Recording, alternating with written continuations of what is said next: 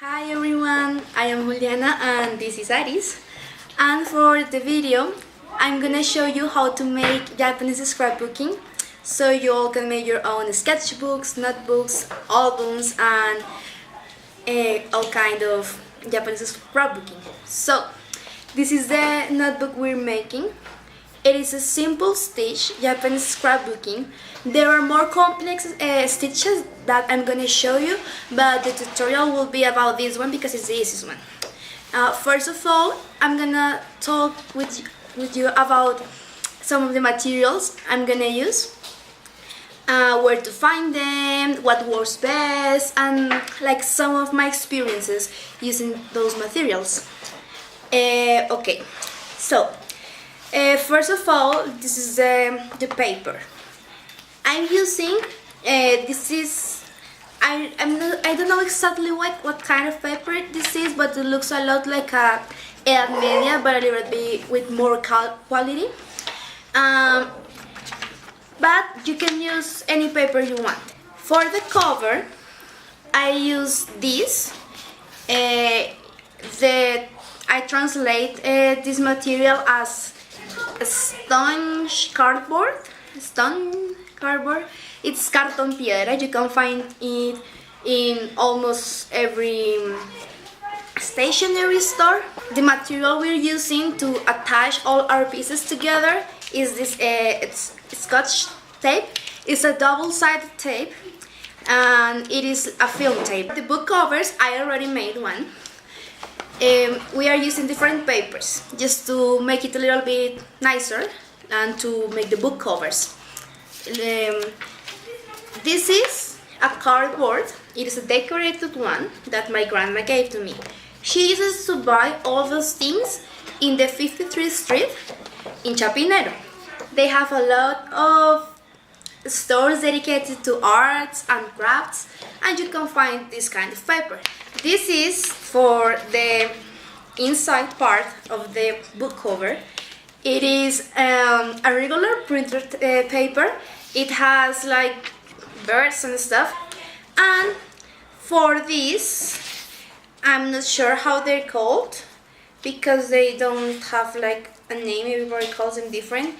Normally, you can use like some kind of fabric that's called scrapbooking fabric. I'm using this cardboard, like normal cardboard, black cardboard. For the thread, using that here, I use embroidery thread. So papers, I usually go and check on the stationery stores near my house. Normally I use like plain cardboard with colors. I'm not a big fan of designs on the cover. I prefer like to be plain. What I'm gonna do is to select the size of the paper I'm using for my scrapbooking. This is 10.5 per 14.5 centimeters. The next step is to mark a 2 inches rectangle on the smallest size of the paper. That will be the part of the page that folds. Then I will divide the space in half and I will put marks on it depending on where I want my holes to be. It can be anywhere, but you must make sure they have enough space. Do not break the paper. Then I'm gonna fold through the line each page, and when I am done with all of that process, I'm gonna make the holes.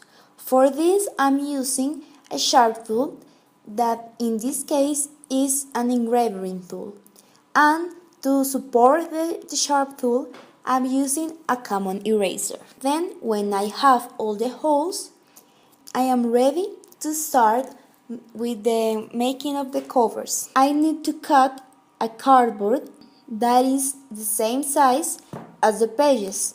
Then I will make the same mark, that is 2 inches on the small side, and I will cut that part apart from the cardboard. Then what I'm gonna do is to wrap the cardboard in the decorated paper of my choice, leaving a half of an inch space between the small and the large part. The next step is to paste another decorated paper on the inside part of the book cover. That is better to cut a little bit smaller than the actual size of the cover, so you won't have any left parts of the paper. The next step is to get the cover, trace a mark on the half of the small part, and when you're gonna make the same holes you made on the pages, using the exact same process. Then it's time to start sewing. For that, I'm gonna use the thread of my choice, and I'm gonna attach all the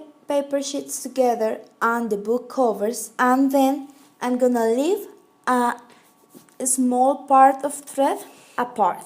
I will start half of the paper. I will pass my needle through the hole, leaving this small part that we're gonna use at the end.